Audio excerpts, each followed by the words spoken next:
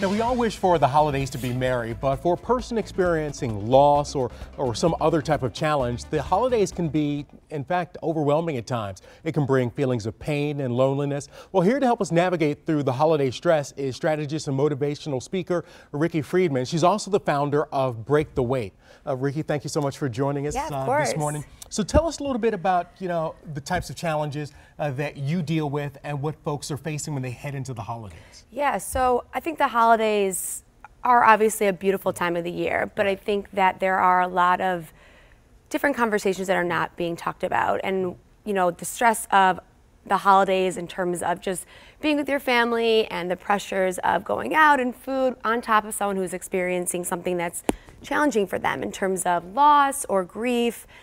It's a conversation that needs to be talked about and normalized so that the person going through it doesn't feel so crazy or alone. So if you are going through it, what are some of the steps you can take to help get through this in a healthy way? Yeah, so it really depends on what you're going through. So maybe that's the loss of someone that you love, maybe you're going through a heartbreak, the loss of a job, the loss of your healthy habits.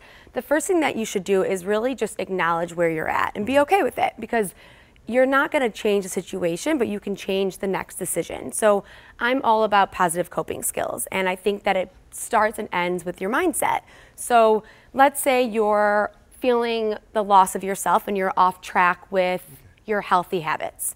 The best thing that you could do would be I always say, like 2 habits at a time. So you pick 2 habits every single day to focus on throughout the holidays. So maybe that's getting 10,000 steps a day, maybe that's going to the gym 20 minutes. Just 2 coping mechanisms that when you're feeling overwhelmed or when you're feeling stressed, you can start applying them. And the same mindset goes for someone who's experiencing the loss of someone that they love. You want to have positive coping skills and acknowledge that it's okay where you're at as long as you can take little steps forward.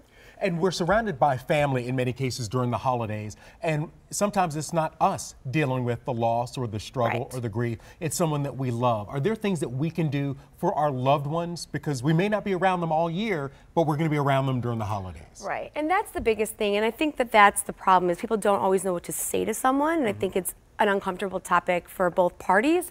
But the truth is, and I want to say that this is really important, because you want to be there for someone during the loss, right? So I think just acknowledging to them, like, hey, the holidays are a weird time of the year. If you feel a certain thing, like, it's okay, I'm here for you.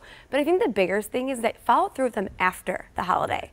Like, the holidays are great, but like, it's the same idea, like after the funeral, after, it's like months later. So acknowledging where someone's at right now is really important, but acknowledging where someone's at in a month from now or 2 months from now, it's more meaningful, because you're not just acknowledging because you see them. Now, if someone does want to get help, is there a place where they can find you? Yeah.